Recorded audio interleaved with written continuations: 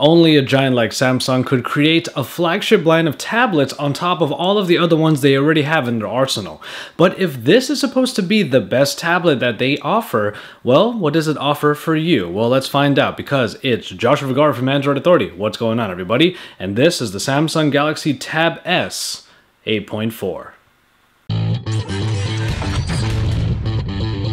If you think that the design of the Galaxy Tab S looks pretty similar, it's because you're pretty much right. But thankfully, Samsung has had a lot of tries at the tablet game, and they seem to have gotten it right as ever this time. Pretty much like a blown up Samsung Galaxy S5, what you have here is a tablet that pretty much is supposed to be used in portrait mode, denoted by the button layout that is on the bottom with the tactile home button flanked by recent apps and back. In this white version of the tablet, aligning with a subtle gold hue goes all the way around, though you'll notice most how thin this tablet is. 6.6mm thick makes this one of the thinnest tablets around, beaten only by the Sony Xperia Z2 tablet. In portrait mode, the speaker grills are found on the top and bottom of the device, though this could be considered the sides when in landscape mode. And on the right side, you have the power button and the volume rockers above the micro SD card slot. Down on the bottom are the micro USB port and the headphone jack. The back takes on the material choice of the Galaxy S5 smartphone, the dimpled backing that is not removable. Added onto this rather controversial design choice are a couple of circles that take the plastic nibs that attach the various cases to the tablet. It's really the thinness of this tablet that dictates the handling experience, which is actually pretty great.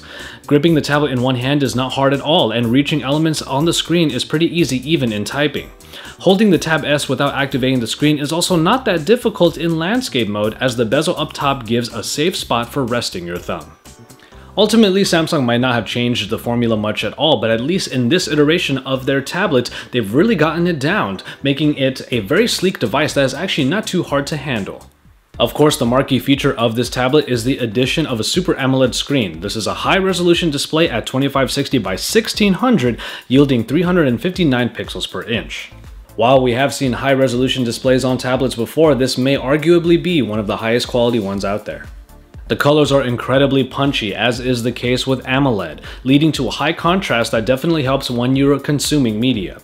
Binge watching a whole season and a half of Breaking Bad was incredibly enjoyable here, as such a high-spec display on a pretty accessible body for this size made for one of the most enjoyable experiences I've had on a tablet. And in other uses, like when using the Paper Garden, great brightness and wonderful colors make the magazine viewing experience about as good as it can get without looking at the actual magazine itself.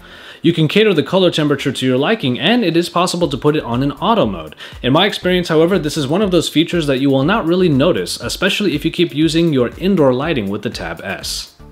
Underneath all of this is a performance package that you would want powering your Netflix, your games, and anything else you might throw at this version of TouchWiz.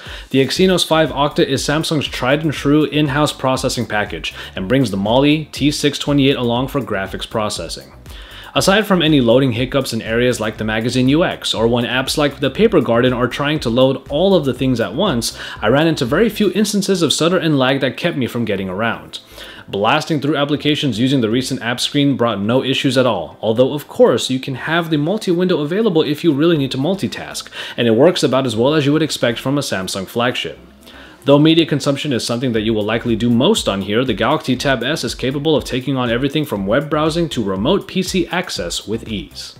Now, Samsung has always made it a point to put in as much as they can in their devices, and the Tab S line is no different. Especially if media is your main usage for this device, the inclusion of microSD expandability is always welcome. LTE versions of both the Tab S tablets will be made available, so if you need mobile internet access, well, those are the choices for you. And as far as connectivity goes, NFC is the only real hole here, but you do still get things like Wi-Fi, Bluetooth of course, and also an IR blaster, making this one of the better second screen experiences that you can have when watching TV. The finger scanner actually makes it onto the tablet line, embedded into the home button and set up the exact same way as it was in the Galaxy S5. The dual speaker setup is very welcome and is great to use on the fly, though it still isn't the loudest or the richest sound available. The sound in the headphones sounds expectedly good though. And then there's the battery, which I decided to test by really taking on what this tablet was marketed to do. So I got on Netflix on Wi-Fi and played Breaking Bad straight for as long as I could. I got down to 25% battery life in just under 8 hours, but the better way of measuring that is by counting the number of episodes I got through. 15 episodes of a spectacular 1-hour show. So, there's no doubt that you'll be able to binge watch up to 2 seasons of a typical show no problem here, and if you lower that screen on time, you'll have one hell of a long-lasting tablet. The camera setup on a tablet is often a requirement rather than a defining feature. That continues to be the case even on this, a so-called flagship tablet. But that doesn't mean Samsung doesn't try to make it as good as it can. You can see it in the settings as features like software stabilization for photo and video, as well as modes like HDR and burst modes bolster the 8 megapixel optics that actually default to 6 for 16:9 aspect ratio photos. Picture quality isn't too bad, though it pales in comparison obviously to its flagship smartphone counterparts, unsurprisingly. Colors do pop a bit and detail is decent in good lighting, but it's really nothing to write home about. I don't see anyone consistently using the camera of a tablet still, unless in this case you're perhaps wanting to share what you're eating while you're binge watching Orange is the New Black. And finally, in software, we might see a familiar operating system that continues from Samsung's Pro line of tablets, but there are a couple of additions here that sweeten the pot. First off, despite the new circle motifs that you can find mainly in the quick settings area and a flatter look overall in the colors, this is still TouchWiz, but has been given a second home screen experience with the Magazine UX.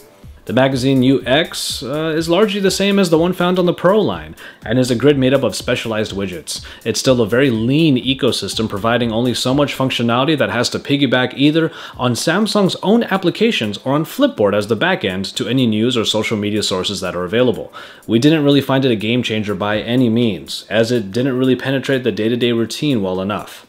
But then there are applications put in to not only help showcase the Super AMOLED capabilities, but also to help consolidate your experience across devices.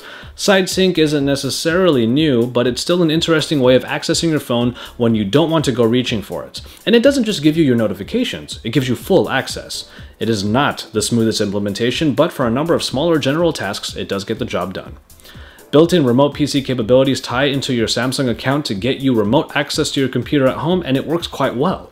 When used on the same Wi-Fi network, it was actually really smooth, and I imagine that with a fast enough Wi-Fi connection, you can get similar performance outside of your home network. And finally, there is the Paper Garden, the magazine front end that brings a print-replacing way of getting your magazine subscriptions. Downloading a couple magazines was easy enough, and you get the entire publication, complete with every single ad, and catered to a touch interface. I found the Super AMOLED screen did justice to the magazine zeal, making text easy to read and pictures enjoyable to view, though I will admit, at times I didn't always know I had to scroll down to read the rest of the page. It's Samsung's gateway to further partnerships with companies, but if you're a magazine reader, you may greatly benefit from this digital way of reading the rags. Ultimately, TouchWiz is, well, still TouchWiz. It does come with more features on here, especially ones that are more catered to the tablet experience, but all of those features can tend to be either useful or not so useful, but that's something we expect from Samsung already. And so the Galaxy Tab S 8.4 will come in at the price of $399, while its bigger brother, the 10.5-inch Galaxy Tab S, which I will be reviewing very soon, will come in at $499 instead. While its main competition includes every other 8-inch tablet in Samsung's camp, the Tab S is the flagship and deserves the title because of how much it offers over them. The LG G Pad does come to mind, and with its somewhat lower price point, it also comes with lower resolution. But the true budget tablet is still the Nexus 7, which for a much lower price does provide lower specs overall, but can still provide a comparable media experience across the board, despite losing a lot of features in the transition from TouchWiz. None of these competitors have the Super AMOLED screen, however, which, along with the magazine and media partnerships that it does bring, could be enough of a trump card for some. And so, there you have it, the Samsung Galaxy Tab S 8.4. I'll admit I've been a little disillusioned with tablets as of late, especially as our smartphones continue to grow.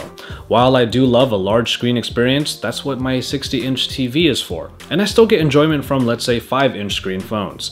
But Super AMOLED isn't hard to get caught up in, and with the sharper, higher resolution, quality screen, it makes all media quite fun.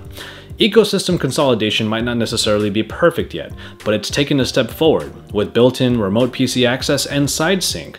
And I'm not much of a magazine reader, but if I was, the Paper Garden would be a great alternative to the paper editions. I love the battery life that can go for at least a couple seasons of a TV show, and the overall package proved an enhancement to the typical watch-in-bed experience. Is my fire for tablets rekindled? Perhaps not completely, but the Galaxy Tab S 8.4 is definitely Samsung's best foot forward in the tablet game thus far, and I will admit that overall it was a very enjoyable experience.